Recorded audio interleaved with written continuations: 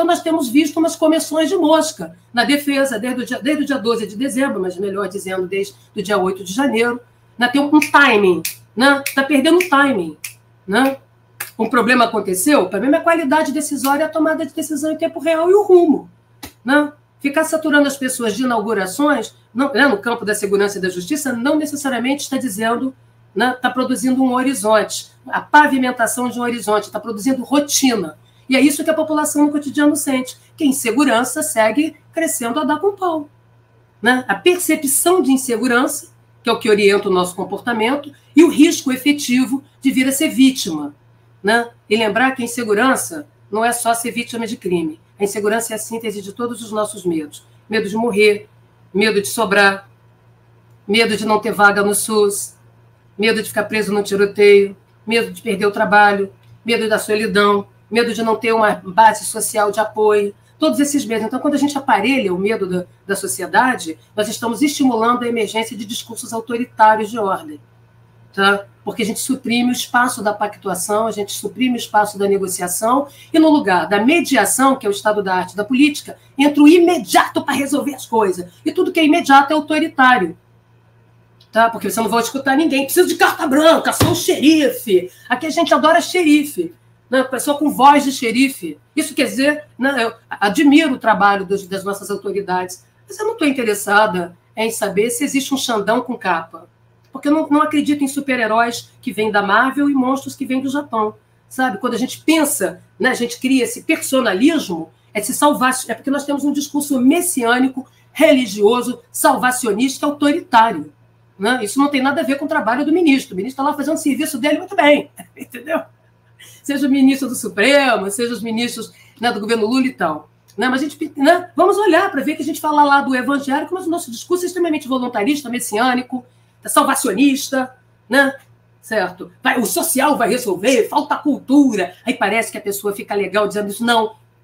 Tá certo? Você vai aparelhar a cultura para razões restritivas de liberdade? Quem ensinou isso? Em que lugar da democracia isso está?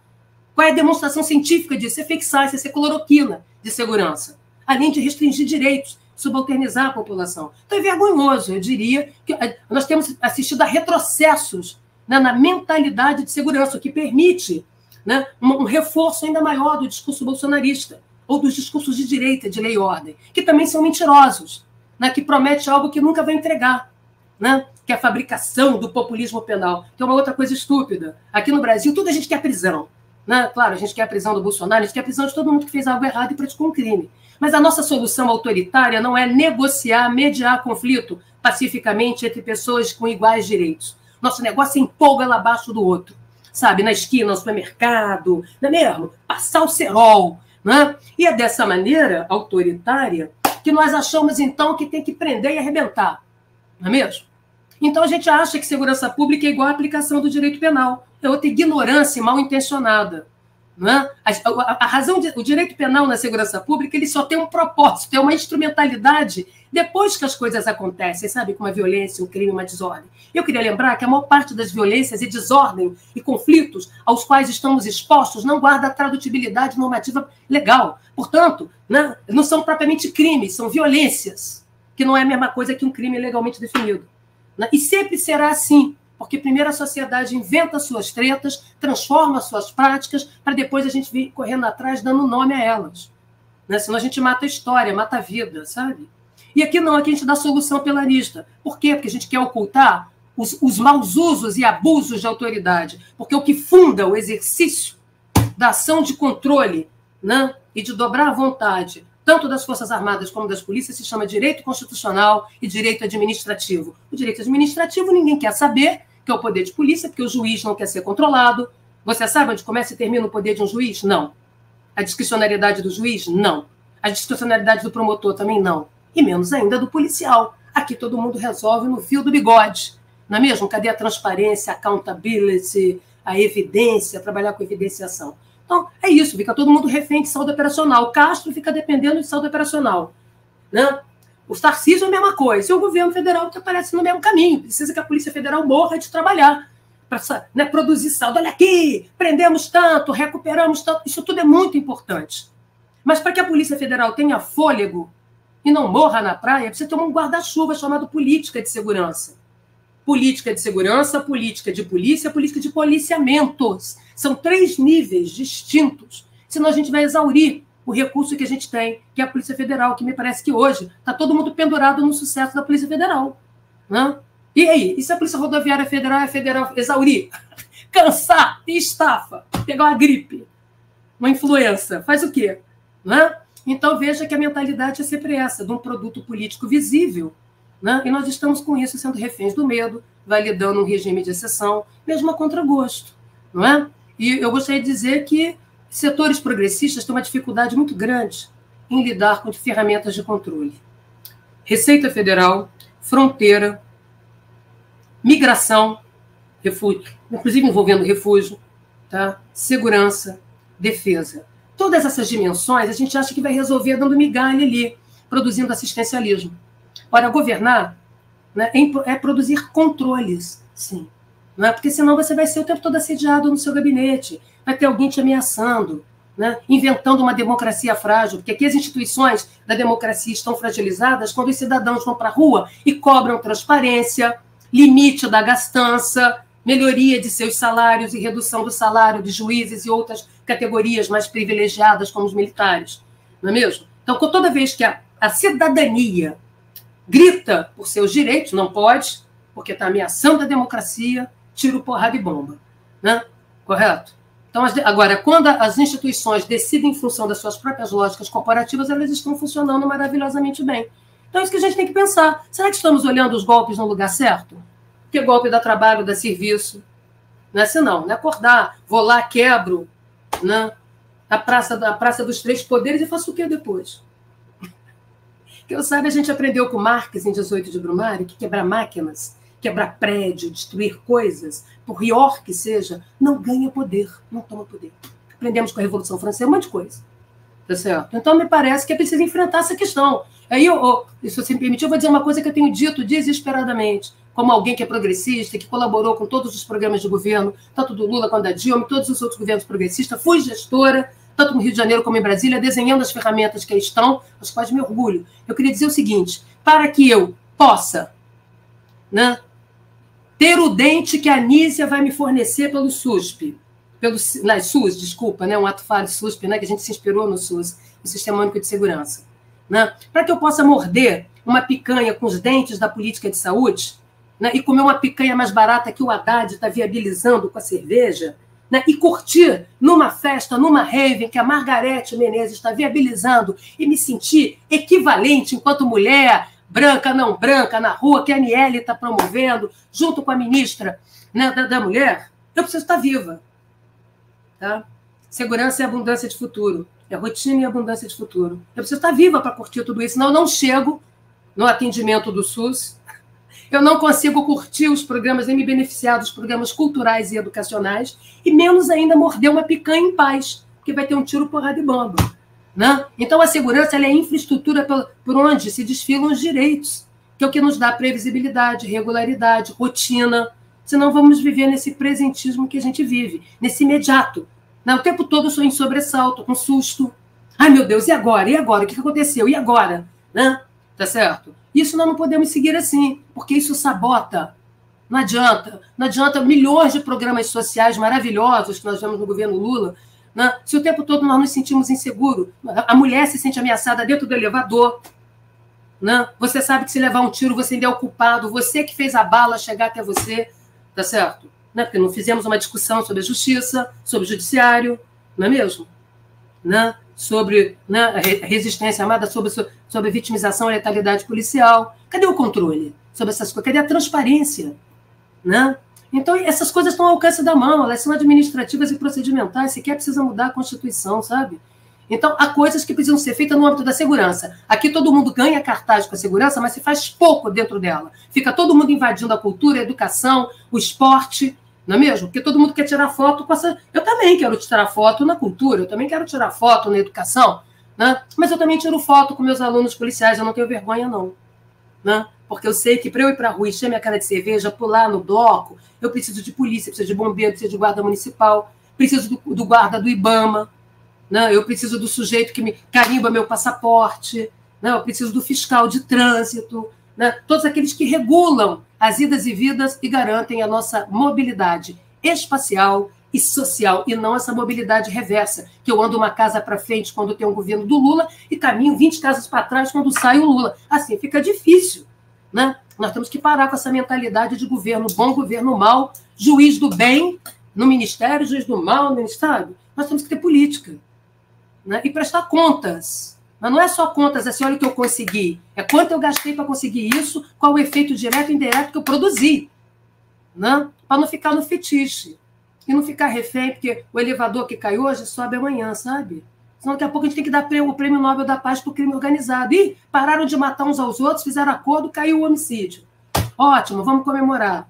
Tá certo? Então vamos ser sérios. Não se pode brincar com a vida das pessoas. Não se pode, né, criar expectativas, que é o que também vimos no caso da Marielle, né? Eu diria que, desde o ano passado, eu tenho chamado a atenção nos meus twitters de que não se pode fazer anúncios precipitados. Vamos entregar não sei o quê, estamos perto, gente, mais um pouquinho, né? Foi assim em 2023. O que nos foi apresentado do caso da Marielle, né? A apresentação política não correspondia, né, ao trabalho policial. O tempo do trabalho investigativo policial ele tem uma duração, ele é complexo, ainda mais a Polícia Federal, que pega um caso com 5 anos de engodo, de desmando, de perda de prova, perda de pedaços de materiais de investigação, que ela tem que brincar de Lego, tudo de novo, né? Com o Ministério Público Estadual, com o Ministério Público Federal, não é mesmo? Então ela tinha que validar. A polícia já sabe quem matou, deixou de matar, quem autorizou, entendeu? A morte, mas ela precisa demonstrar e provar. E esse é um trabalho lento, meticuloso, não pode pagar mico depois de 5 anos. Não é? Então, o tempo policial não pode ser invadido pelo tempo político dos anúncios marqueteiros ou publicitários, porque isso sabota o trabalho da polícia, cria desesperança, cria falta de expectativa, desanima e atrapalha o trabalho dos investigadores. Tempo político é uma coisa, tempo tático é outra. Ingerência é quando a gente se mete no tempo tático, como foi o caso do 174, como fazer anúncios antecipados de coisa que o Rio de Janeiro já sabia, de Rony, do bombeiro que morreu, que foi preso e foi solto, de Brasão, tudo isso a gente já sabia. O que nós queremos é a comprovação. Então isso gera expectativa, gera desânimo, além de criar falsas expectativas, como se criou no passado. Então não se pode fazer anúncios precipitados, né, na perspectiva de entrega, não é mesmo? Por exemplo, anunciar uma delação premiada, isso já era previsível, já ia dar, já estava sendo colocado pela Polícia Federal, já tem um tempo que está sendo negociado. É razoável que o ministro da Justiça venha a público e dizer, enfim, foi homologado, ele está prestando contas. Não há nada demais em fazer isso. O que nós não podemos é achar que isso é uma série de suspense de Netflix. Capítulo 1, estamos investigando, em breve vocês saberão. Aí volta, entendeu? Vai gerando medo, vai gerando desconfiança na própria polícia. Vai dizer, tudo é a mesma coisa, lá, agora estão repetindo mais do mesmo. Isso gera decepção, desencanto, e, portanto, maximiza medo, agrava temor, né? E faz o presidente perder a popularidade e gastar a tinta da caneta dele por apresentações equivocadas, por antecipações precipitadas, desnecessárias, não é mesmo? Mais uma vez, todo mundo pendurado no lombo da PF. Fica todo mundo, não tem mais o que fazer, quer dizer que segurança pública é igual polícia, nesse caso igual PF. É isso? Certo? Se for isso, nós não vai dar ruim. Tem muita coisa legal acontecendo no MJ, tem muita coisa legal acontecendo lá dentro, que os técnicos estão fazendo, pondo de pé. Né? Agora, tem que mostrar essas coisas, né, que são estruturais, né, que permitem produzir uma lógica federativa no país. Então, o que nós assistimos com o caso da Marielle já sabem, sim. Há quanto tempo a Polícia Federal sabe? Há bastante tempo ela sabe.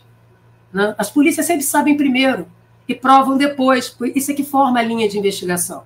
Agora, este tempo não pode ser, eu quero agora, a prisão do Bolsonaro é amanhã, e vai decepcionar muita gente. Né? Quando a Polícia Federal apresentar os resultados, né, as teorias conspiratórias de muitos vão cair por terra. Eu talvez morda a minha língua, mas eu disse desde o início, desde 2018, que eu não via muito a família Bolsonaro como a protagonista deste caso, eles só tinham a perder. Eles ganharam de presente esta morte, que foi presente político para muita gente que se deu bem. Tá? Muita gente, né, se deu bem com isso. Né? Com a morte de Marielle, o assassinato político de Marielle e de Anderson. Né? Mas que não precisa pedir, você recebe de presente. Tá certo? Quem foi que disse que eu preciso dar ordem? Da onde isso? Que fantasia é essa de filme americano, série vagabunda de policial? Né? Então, talvez eu morda a minha língua.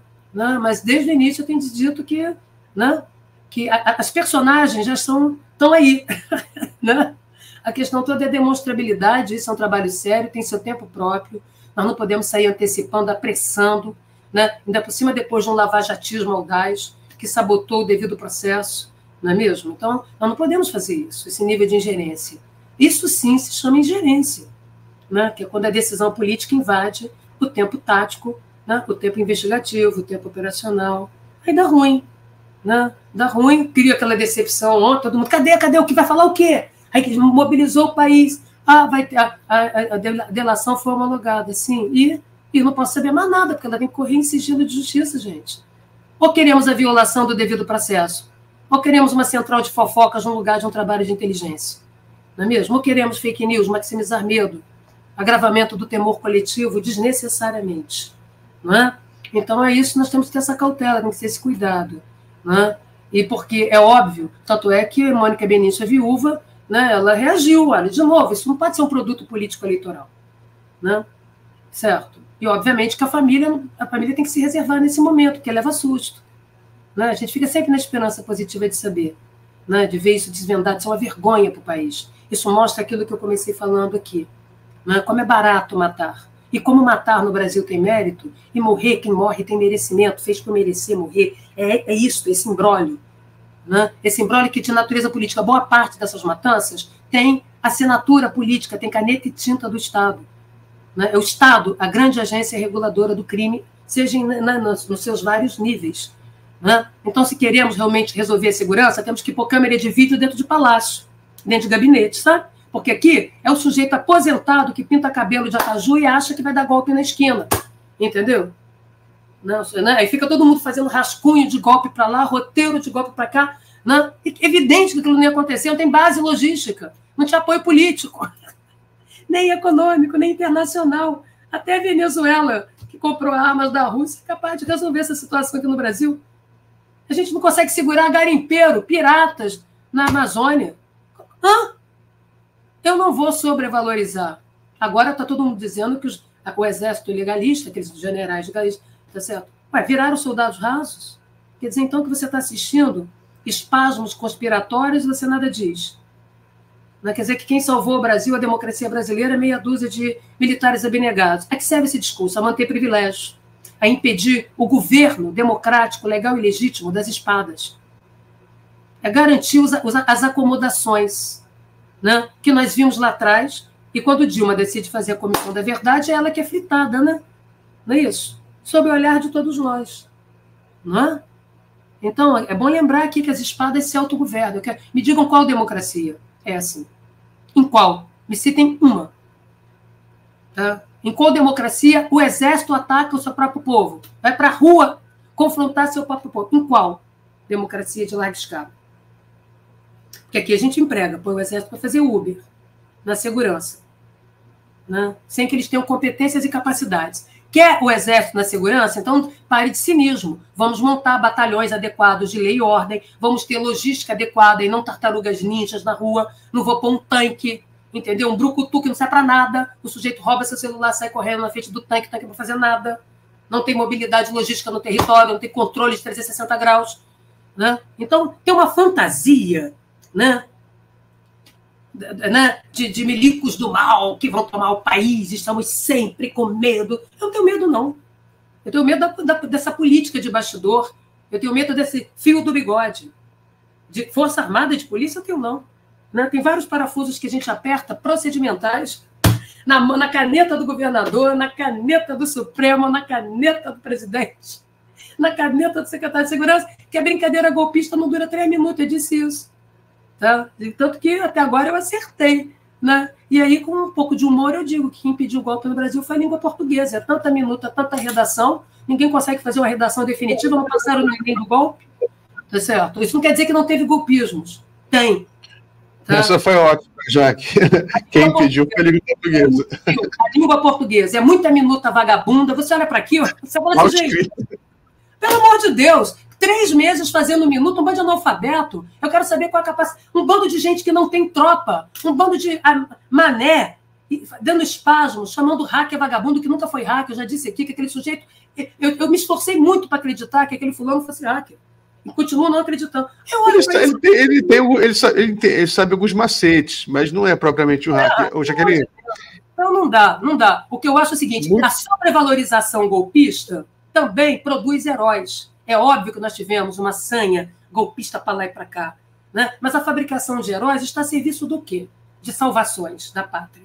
A serviço do quê? Eu quero saber se a gente governa a Força Armada. Não.